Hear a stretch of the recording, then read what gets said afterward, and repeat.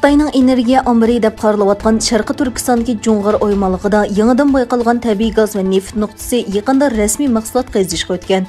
Xitoy xabarlar torining 21 maydagi xabarda aytilishicha, 2021 yili 4 fevralda qazilishga boshlagan bu yangi neftliq Qutubiy nahiyasi tavasida bo'lib, 33 million kub metrdan ko'proq tabiiy gaz va 4000 tonnadan ortiq neft qazish ishga oshirilgan. Növətdə bu təbii qaz zapısının qaplaş dairi 150 kvadrat kilometr dairəsində olub, bunun qancha yil qazılğanlığı naməlum ekan. Ma'lum bo'lishicha, Jo'ng'ar o'ymonligida bu xildagi tabiiy gaz va neft zapas nuqtalari yaqindan buyon ko'plab qazilayotgan bo'lib, Xitoy iqtisodining kelgusi taraqqiyotidagi muhim kafolat deb qaralmoqda ekan.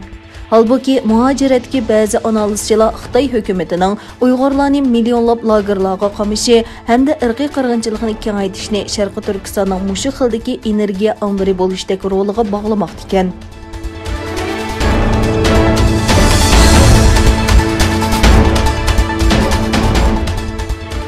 Amerika Avam Palatası a'zolari Baydendan Xitoyning Sharqi Turkistonda ijro qilayotgan irqiy qirg'inchilik jinoyatiga qarshi harakatga o'tishni talab qilgan. Xabarda qayd qilinishicha, Cumhuriyetçiler Partiyasining Avam Palatası a'zosi Viki Hartles va Demokratchilar Partiyasi Avam Palatası a'zosi Tom Sosi 19 may Uyg'urlarni majburiy tug'mas qilishni to'sish qonuniy taklif loyihasini sungan.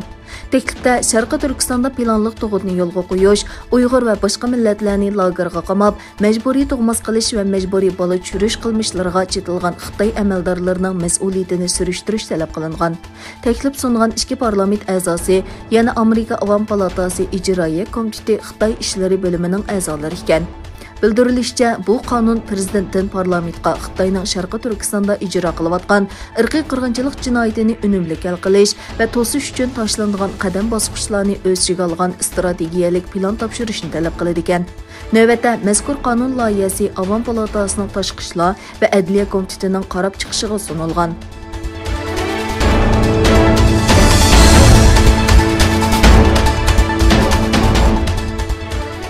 Xitoy TikTok Douyin qatorliq 105 xil app dېتاللىرىنىڭ شەخسىي ئۇچۇرلارنى قانۇنسىز توپلايدىغانلىقىنى ئېتىراپ قىلغان.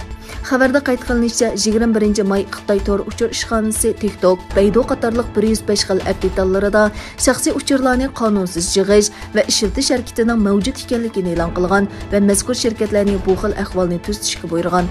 Bildirilishicha, jami 19 qisqa sin applari Xitoy tor uchur ishxonasi tarafidan tilga ilingan bo'lib, buning ichida TikTok, Kuayshu qatorliq tanliq app dېتاللىرى bor ekan. Bu ikki xil app dېتاللىرىدا asosliq masala bo'lsa, zarur prinsiplarga xilof qilish, ular ta'minlagan mulozimat bilan munosabati yo'q shaxsiy uchurlarni to'plash qatorliqlar ekan.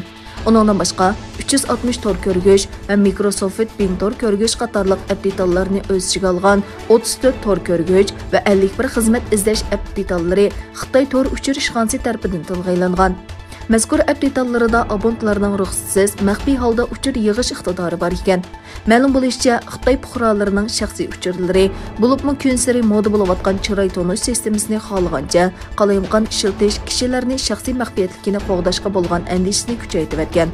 Tahlilchilar garchi Xitoy tor boshqarish tarmoqlari bu uqtirishni e'lon qilgan bo'lsa-mu, Xitoyning mustabid hukmronligining shaxsiy uchurlarga daxl taruz qilishdagi eng chong tahdid ekanligini, Xitoy doiralarining amaliyotdan nurg'un yo'llar orqali fuqarolarning shaxsiy uchurlarini egallaydiganligini bildirishgan.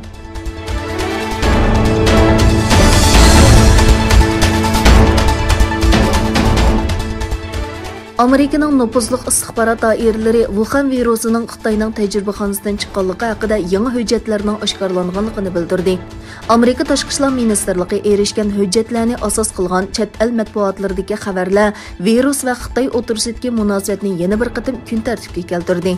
Amerika istixborot dokladida yangi tipdagi Wuhan virusi tarqalishidan ilgari Xitoyning Wuhan tajribaxonasida ishlaydigan 3 tadqiqotchining virus alomatlari bilan doxturxonaga kirganligini o'tirib qo'ydi.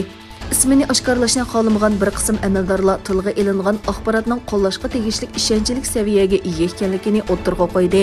Yana ba'zilar bu dokladni eng kuchli axborotlarning biri deb qaraymiz dedi.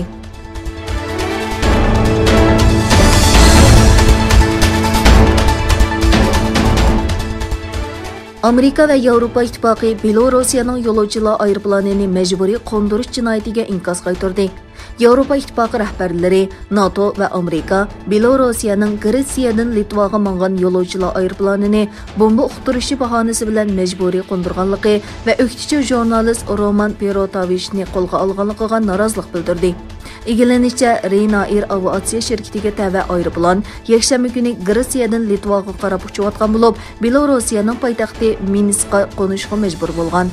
Aeroplandagi o'qituvchi jurnalist Nektar guruhining sobiq tahriri Roman Pertasevich aeroplan qayta qo'zg'alishdan burun qo'lga ilingan.